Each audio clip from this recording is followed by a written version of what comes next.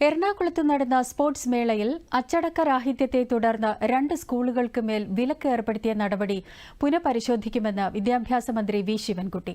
School അധികൃതരും കുട്ടികളും നൽകിയ മാപ്പ് അപേക്ഷയെ തുടർന്നാണ് പുനഃപരിശോധനയെന്നും മന്ത്രി വ്യക്തമാക്കി. ഭിന്നശേഷി കുട്ടികളുടെ കലാപരിപാടിയും ഉണ്ടായിരുന്നു.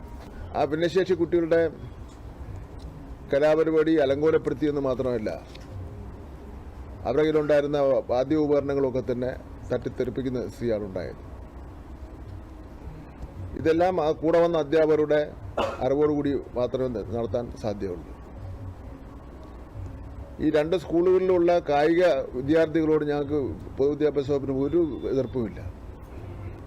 അവരുടെ ഭാവി തീർച്ചയായിട്ടും ഗവൺമെൻറ് സംരക്ഷിക്കും.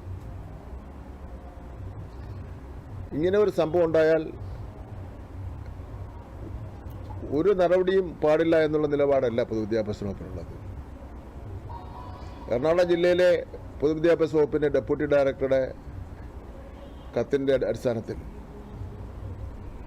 പരാതിയുടെ അടിസ്ഥാനത്തിൽ ഗവൺമെൻറ് ഈ കാര്യങ്ങളെ സംബന്ധിച്ച് അന്വേഷിക്കുന്നതിന് വേണ്ടി ഒരു അന്വേഷണ കമ്മീഷൻ നിയമിച്ചു. അന്വേഷണ കമ്മീഷൻ നിയമിച്ചത് എന്തെങ്കിലും ഉപദ്രവം കായിക താരങ്ങൾക്ക് ഉണ്ടാക്കുന്നതിന് വേണ്ടിയല്ല. നടന്ന കാര്യങ്ങൾ ഇനി ഇത്തരം കാര്യങ്ങൾ സംഭവങ്ങൾ മേലിൽ ആവർത്തിക്കാൻ വേണ്ടി പാടില്ല.